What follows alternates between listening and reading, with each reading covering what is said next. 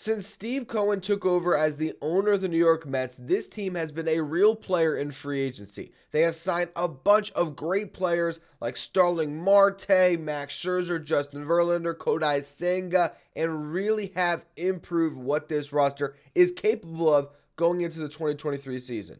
With that said, during the Steve Cohen era, there has been mistakes, and on the show today, we're going to discuss the biggest mistake this franchise has made under Cohen. And that is not signing JT Realmuto and instead signing James McCann a few off seasons ago. You are Locked On Mets, your daily New York Mets podcast. Part of the Locked On Podcast Network, your team every day.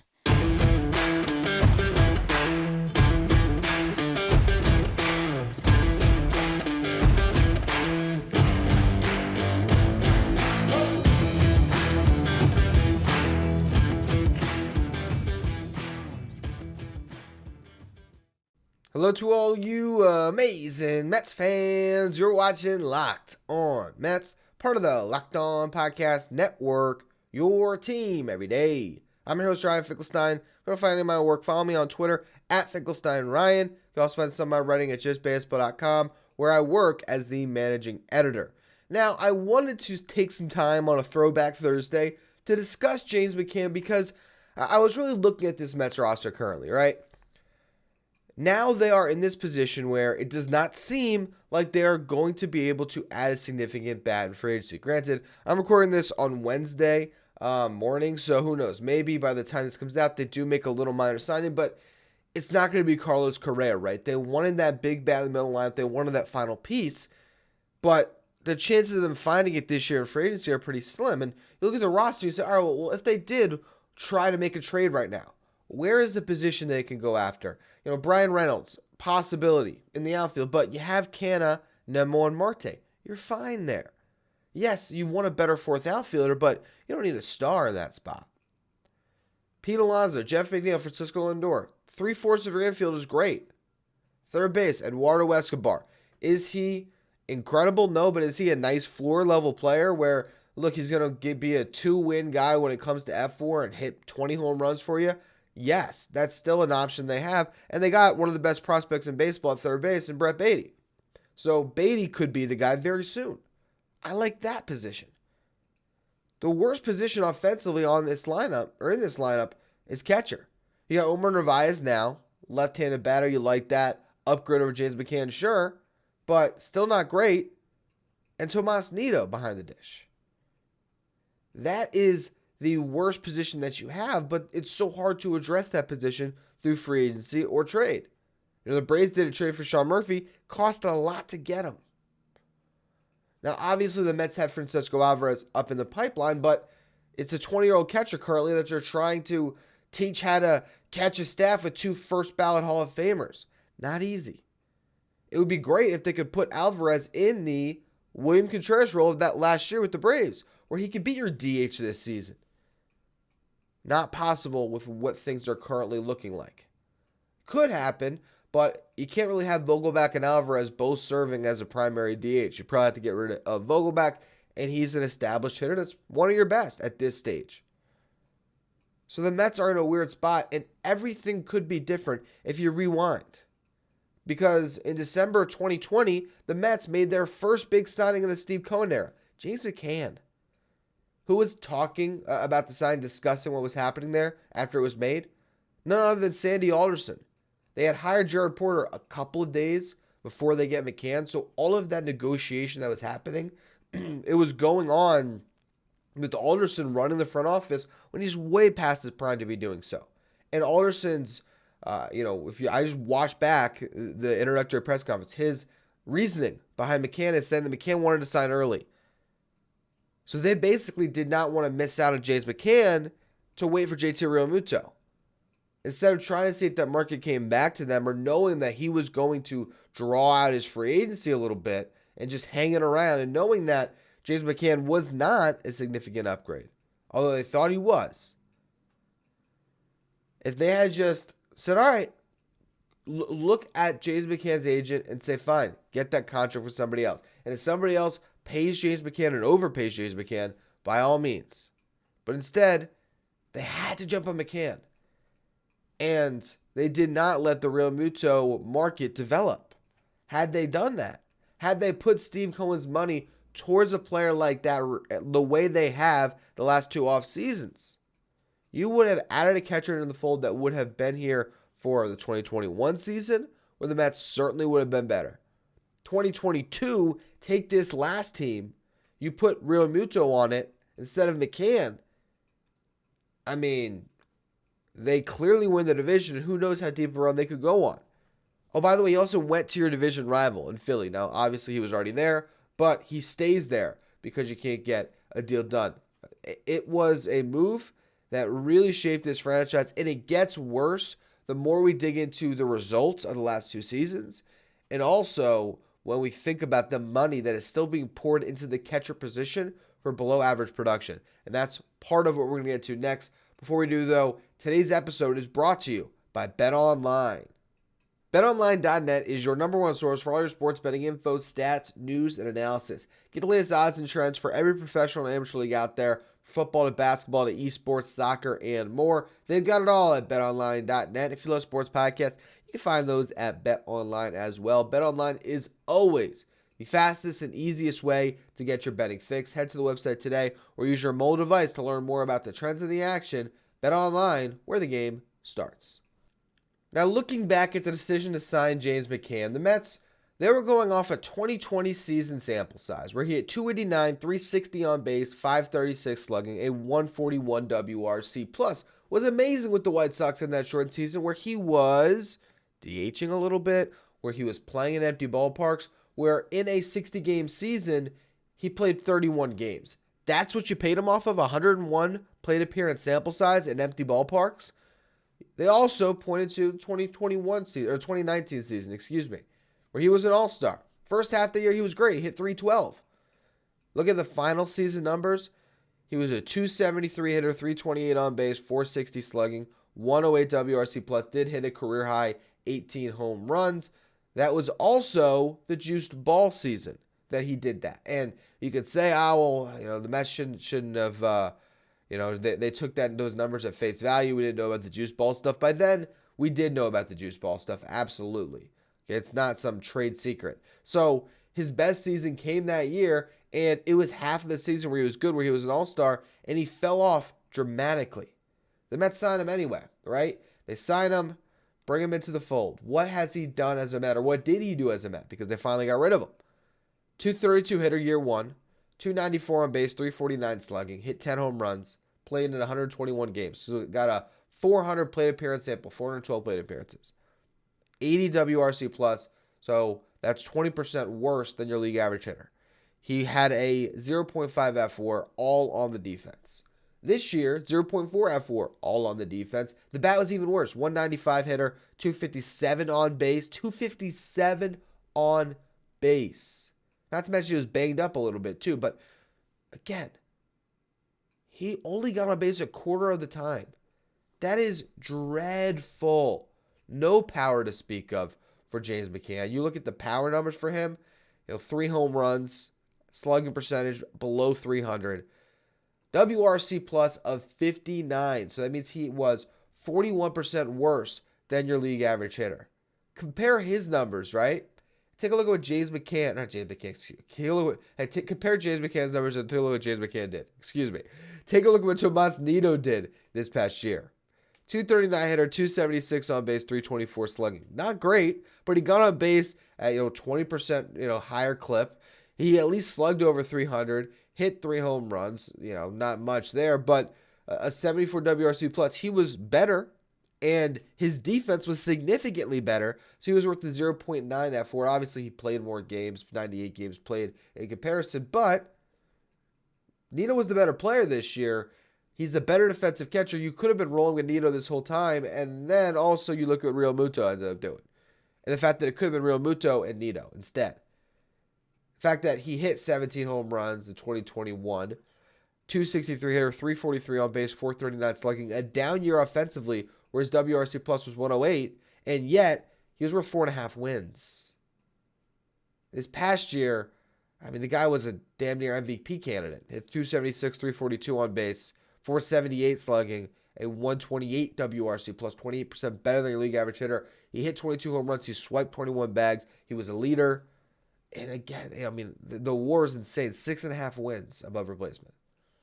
You could have had that as your backstop, but you didn't. And now you look ahead to 2023, and you're pouring a ton of money into the catcher position, trying to retroactively fix your mistake of signing James McCann. You eat the contract. 2 years, $19 million. The Mets are eating on $24 million owed to McCann. That's a lot of money that they had to eat. And yes, they got a nice lottery ticket prospect, by all means. But we don't know how that prospect's going to develop. And granted, they ate as much money as they did to get a nice lottery ticket instead of nothing. But it's still not much. Now, you look at what they're spending this year on the catcher position. Omar Narvaez is getting $8 million. James McCann, you're paying him this year. Of the money you're eating, 11 of it's coming this season. The Orioles are picking up $1 million of his $12 million in salary this year and $4 million next year. So this year, you are picking up 11 on McCann, and you just spent 8 on Narvaez. You're spending $19 million on those two catchers to be your starter, so to speak, filling in for what could have just been a $23.1 million expenditure on JT Realmuto, the best catcher in baseball. And oh yeah, on top of that, you had Alvarez coming through the pipeline. Had you signed Realmuto, he could be your DH next season without worrying about the catching, and your lineup could be better. I want to discuss that more in just a minute. First, though, another word from our sponsors. So it might be a revisionist history to say, yes, if the Mets go all in on JT Realmuto, they would have got him because he was traded to the Phillies first, and they had 2 years to build a relationship before they signed him. With that said, if the Mets give him $25 million a year, I think you nab him. And even if you don't, the Mets would have been in a far better position if they just never signed James McCann. If they just rolled with Tomas Nido and they picked up somebody off the scrap heap and they just rolled from there, if they traded for Narvaez, when he was with the Brewers or whatever it ended up being, they signed Kurt Suzuki. I don't remember who the free agents were. But at least you wouldn't be pouring $11 million into payroll this year and $8 million next year on a catcher who's not going to play for you. He's going to play for the Orioles. So that's one side of it. Now, if you had Realmuto, let's look at the way this team would be constructed. Lead off. Let's just say the top four is the same. You got Nimmo, Marte, Lindor, Alonso from this past season. Now you're trying to build your lineup around that group that, granted, was a top 5 offensive baseball this past year. Jeff McNeil, I'd bat 5th. Give Alonso some protection. Get him as high up in the lineup as you can. Personally, I might bat Jeff McNeil leadoff for 2nd, but that's a story for another day. Now suddenly you got Realmuto batting 6th. Daniel Vogelbach batting 7th. 8th. You got what? Canna. And who's the player I'm missing? 9th. You got your third baseman. If that's Escobar or if that's Brett Beatty. I mean, that lineup is so long because you have that one bat you're missing right in the middle, playing the premium catcher position, and not just the way Alvarez would play it, which is you hope he can get by. It's the best defensive catcher in baseball. You serve both functions. And that type of a catcher can take you to a World Series. Oh, because he just did it with the Phillies. So this team is entirely different. If we go back in time to that offseason, the Mets wait, they sign Realmuto, they trade for Lindor, and they roll from there. Man, who knows? The Mets might have a World Series already in the bank if they had done that. Instead, you go into this season with Narvaez and Nido. And I already read off Nido's numbers. I think he's going to be great for you defensively. I love that. And I do like a natural platoon with a left-handed catcher. I like that. Okay, that's good for feel. It works. And Narvaez has been a good defensive catcher, particularly the last 2 seasons. So in that respect, going from McCann, who is a good defensive catcher, to Narvaez, you're not losing any ground there. You can have these two guys as your catchers, have great defense behind the dish all year. But you look at his offensive numbers last season: 206 hitter, 292 on base, 305 slugging, a 71 WRC plus, 29% worse than your league average hitter. You want more power? He's not giving it to you. 4 home runs this past season. He did have a year in Seattle in 2019 where he hit 22 bombs, but again, that was 2019, the juice ball season.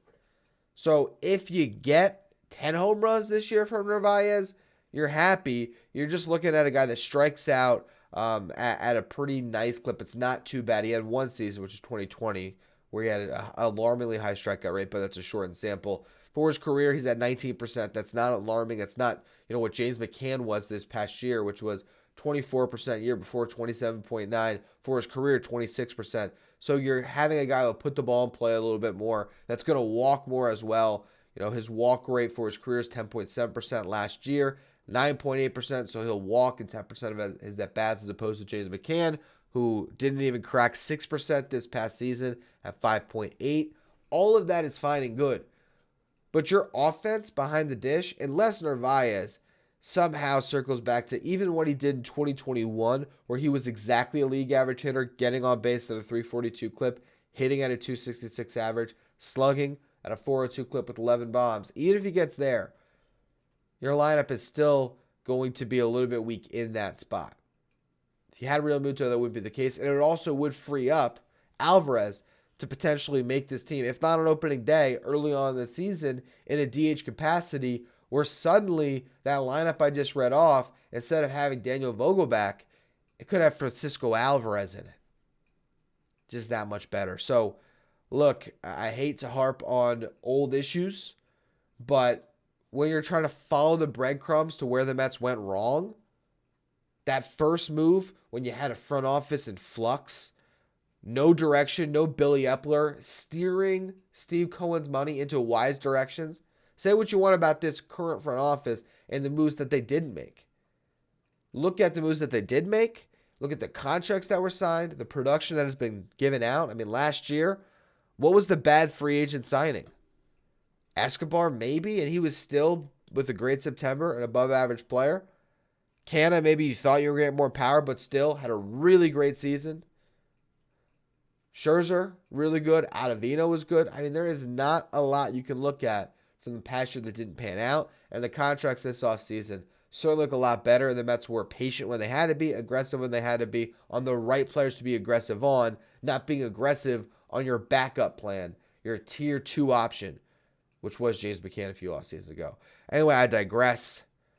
Hopefully, this is all non-issue because Narvaez is a good stopgap and Alvarez is the truth coming up and being budding all-star. He figures out the defense to be at least average, if not slightly above average, with the strong arm behind the dish. And maybe the robot ups also help you at some point too with the framing. Doesn't matter with him. There's a chance that all this works it out in years 4 and 5, or I guess this is year 4.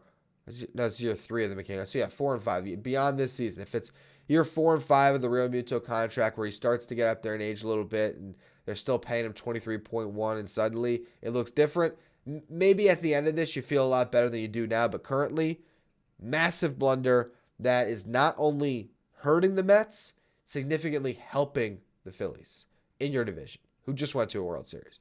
Anyway, though, that's going to be all for today's edition of Locked On Mets. On tomorrow's show, building off of this, is Francisco Alvarez, the biggest X factor in all of baseball this upcoming season. We'll do a deep dive on him. As always, thank you for listening. Make sure you follow, rate, and review wherever you get your podcast. Make sure you follow me on Twitter, at Finkelstein Ryan. Follow the show, at Locked On Mets. Thank you for making Locked On Mets your first listen every day. Now for your second listen, check out Locked On MLB Prospects, hosted by Lindsey Crosby. Locked On MLB Prospects is where you want to go to learn about the stars of tomorrow. You follow Locked On MLB Prospects on the Odyssey app, YouTube, or wherever you get podcasts.